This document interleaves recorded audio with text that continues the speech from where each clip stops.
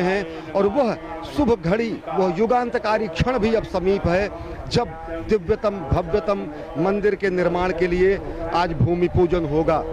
भय प्रकट कृपाला दीन दयाला कौशल्या हितकारी हर्षित महतारी मुनिमन हारी अद्भुत रूप विचारी। माननीय प्रधानमंत्री महोदय, विराजमान रामलला की आरती के पश्चात उन्हें माल्यार्पण करके अपनी श्रद्धा निवेदित करते हुए बहुत ही श्रद्धा और भक्ति भाव के साथ माननीय प्रधानमंत्री विराजमान रामलला और उनके भाइयों की पूजन अर्चन करते हुए, ये श्रद्धा की ही नहीं वो घड़ियां हैं, ये भारतीय संस्कृति का एक ऐसा अनूठा चित्र है जो संपूर्ण विश्व में मानवता का एक संदेश अयोध्या की नगरी से निकल कर जा रहा है।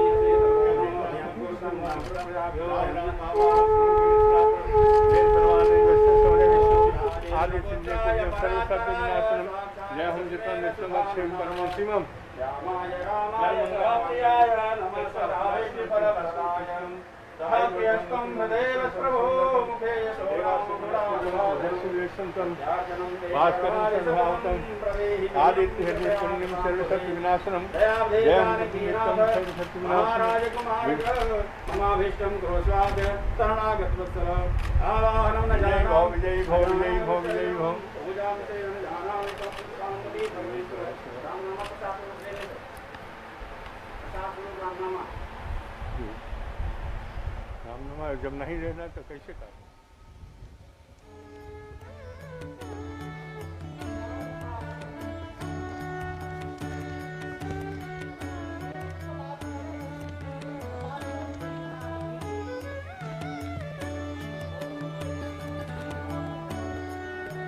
रामलला के दर्शन और पूजा अर्चना के बाद अब माननीय प्रधानमंत्री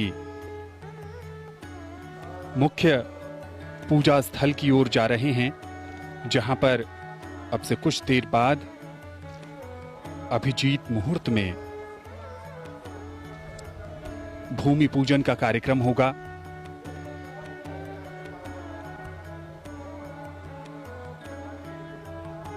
प्रधानमंत्री के साथ उत्तर प्रदेश के माननीय मुख्यमंत्री योगी आदित्यनाथ,